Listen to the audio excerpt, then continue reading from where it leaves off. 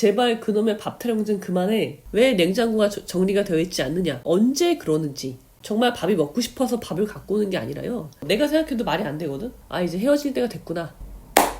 예, 여러분 안녕하십니까. 오늘은 즐거운 월요일입니다.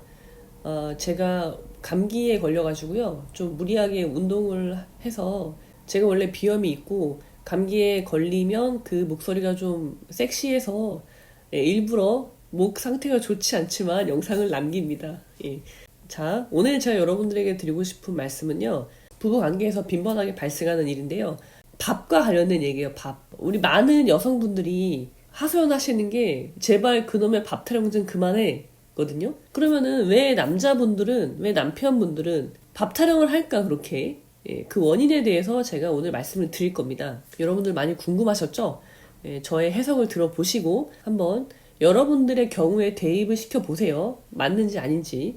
자, 얼마 전에 이제 추석이 지났는데요. 오늘은 추석 연휴의 마지막 날이에요. 마지막 월요일인데 제가 이제 감기에 걸리게 된 건데요. 전통 명절 있죠? 뭐가 있어요? 설하고 추석 있잖아요. 이 날은요, 1년 중에 이 두 날은요, 굉장히 특별한 날이에요. 왜 그럴까요? 마치 마법에 걸리듯이 우리가 21세기를 살고 있는 우리들이지만 우리들을 과거로 데리고 가는 타임랩스를 하게 만드는 마법에 걸리는 거예요. 우리 모두가. 그 두 개는요, 전통적인 날이에요. 그죠? 이게 어느 날 갑자기 생긴 게 아니라 대대손손 전통적으로 그렇게 해왔던 날이에요. 그 말은 뭐냐면 전통은요, 제도만 있는 게 아니죠. 전통 그것만 있는 게 아니라 그 전통을 유지해 나가기 위해서 사람들의 역할이 부여가 돼요. 그러면은 전통적인 날에는요, 남성, 여성, 어른들, 아이들에게요, 전통적인 역할이 살아난단 말이에요. 우리가 바쁜 일상을 하다 보면 잊고 있었던 그 전통적인 역할이 살아나서 여자인 경우에는 각자 역할, 뭐 아내로서의 역할, 그러니까 기존의 아내로서의 역할이 아니라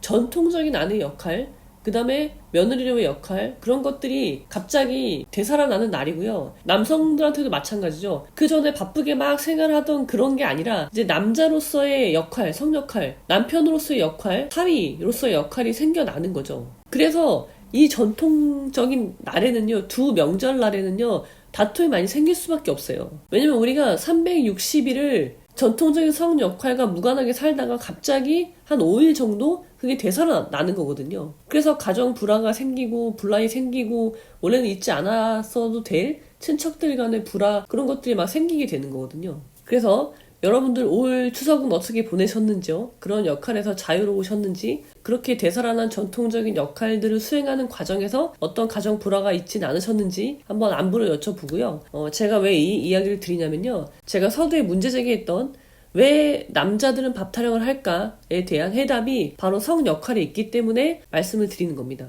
자, 우리는 여러 가지 역할이 있죠.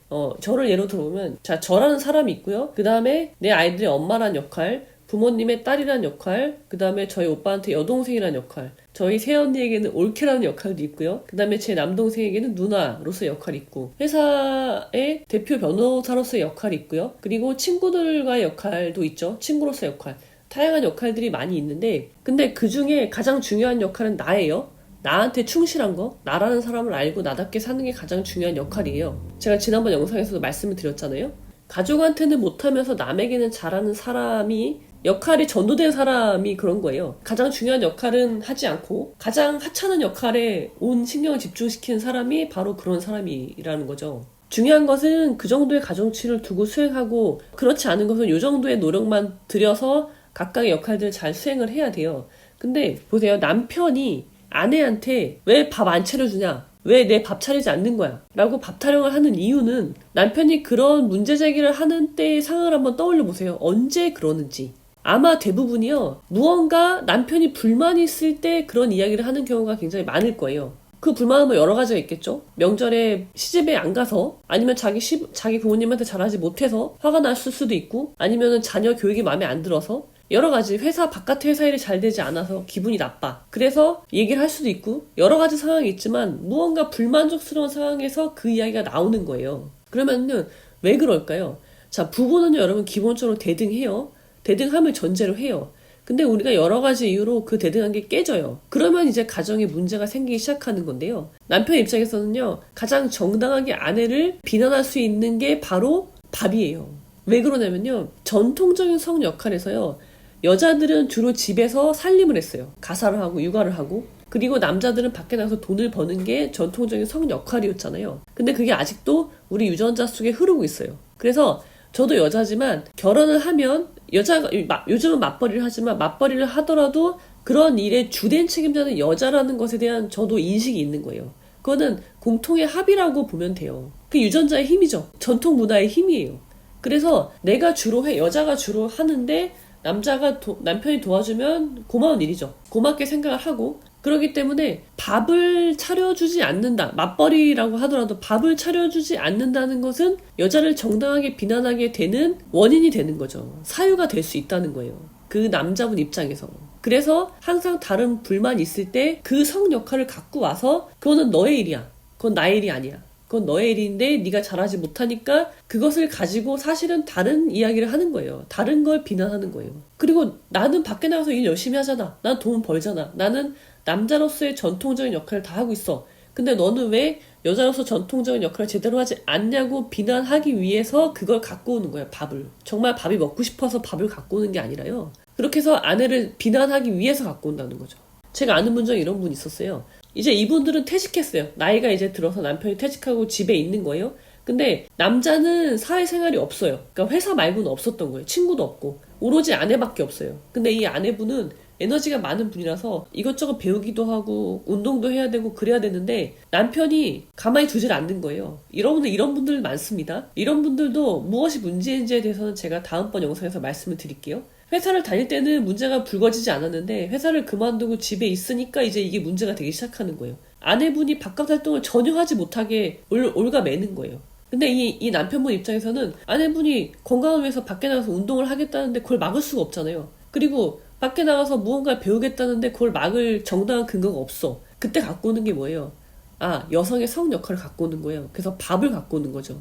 그래서 밥 타령을 하기 시작해요. 그때부터. 왜 밥을 차려주지 않느냐?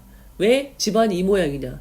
왜 냉장고가 정리가 되어 있지 않느냐? 근데 나는 30년 동안 너를 벌여 먹였잖아. 나는 남자로서의 전통적인 성 역할을 다 했어. 근데 왜 너는 그걸 하지 않는 거야? 근데 사실 이걸 하지 않는 게 문제가 아니라 사실은 뭐예요? 나가지 말라는 거예요. 나가지 마.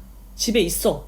그 말을 하고 싶은데 그 말은 말이 안 되잖아요. 내가 생각해도 말이 안 되거든. 본인이 생각해도 그거는 합당한 근거가 없어. 그러니까 다른 사람 지지를 못 받는 거예요. 그 말은. 그래서 다른 사람의 지지를 받을 수 있는 말인 밥을 해라. 집안 꼴이 이게 뭐냐. 그런 말을 갖고 오게 되는 거예요. 실제 그래서가 아니라. 그럼 아내분들은요. 그놈의 밥 타령 좀 그만해. 그리고 집이 이 정도면 됐지. 그런 겁니다. 그래서 무엇이 문제인지 이 사람이 A라고 말하는데 사실은 A가 아니라 진짜 하고 싶은 말은 B야. 그것을 내가 알아들으면 대화가 될 수 있겠죠. 근데 A를 A라고 받아들이면 이제 대화가 안 되는 거예요. 쟤는 이상한 사람이 되는 거죠. 이거는 제가 다양한 상담을 하면서 느낀 점을 여러분들에게 설명을 드린 거고요. 여러분들 한번 자기 상황에 맞춰보세요. 내 남편이 계속 밥 타령을 하고 청소 타령을 하는데 아이들 교육 상태를 말도 안 되는 이제 트집을 잡으면서 나를 비난하는데 그 원인이 무엇인지를 생각해 보시면 그거는 실제 그 현상이 아니라 그 이면에 있는 다른 것에 남편이 꽂혀 있기 때문에 불만이 있기 때문에 그런 식으로 문제 제기를 하는 것일 것이다 라는 것은 저의 가설이고요. 여러분들 상황에 한번 맞춰서 대입해 보시기 바랍니다. 그래서 그런 상황이다 그러면은 대화를 해볼 수 있는 거예요. 대화를 할 마음이 있다면. 그리고 그 문제는 해결될 수 있는 것인가 그걸 한번 고민해 보셔야 돼요. 내가 아까 제가 예를 들었던 것처럼 내가 밖에 나가지 않을 순 없어. 나는 운동을 하지 않을 수 없어. 그리고 내 친구들을 만나는 걸 안 할 수 없어. 남편이 원하는 게 집에서 자기랑 같이 있길 바라는 거야. 꼭 집이 아니더라도 자기랑 같이 24시간 있길 바래. 운동도 자기랑 하길 바래. 그런 거라는 걸 알았어요. 그럼 그 다음에 내가 문제를 알았죠. 그러면은 두 번째 이게 문제인가를 생각해 보셔야 돼요. 문제 해결하는 그 시스템이 이렇게 된다고 말씀드렸잖아요. 첫 번째 문제인지 인식을 해야 되고 두 번째 그 문제는 해결될 수 있느냐를 판단해 보셔야 돼요. 근데 여러분이 봤을 때 이게 문제예요? 내가 밖에 나가서 내가 하루 24시간 밖에 나가 싸돌아 다니는 것도 아니고 하루에 2-3시간 운동하고 친구들 잠깐 만나서 수다 떨고 저녁 때 집에 와서 남편과 함께 시간을 보내고 이런 정도의 시간 배분이 문제인가를 생각해 보세요. 문제가 아니야. 내가 생각할 때. 그러면 대화는 안 되는 거예요. 더 이상. 나는 문제가 아니야. 쟤는 이게 문제야. 너무 큰 문제야. 그러면 두 분의 관계에 대해서 생각을 해보셔야 돼요. 뭘 생각해야 돼요? 아, 이제 헤어질 때가 됐구나 라고 생각을 하셔야 되는 겁니다. 그것이 사리에 맞는 생각의 흐름이에요. 자, 그렇습니다, 여러분. 한번 이러한 기준을 가지고 여러분들의 결혼 생활을 돌아보시기 바랍니다. 행복한 삶을 사시기를 기원 드립니다. 그리고 사리에 맞는 생각을 하고 싶다 하시는 분들은 아류노노를 공부하시면 됩니다. 아류노노를 어떻게 공부하는 것이냐 궁금하신 분들은 댓글을 참조해 주시기 바랍니다. 자, 그러면 여러분 오늘은 여기까지.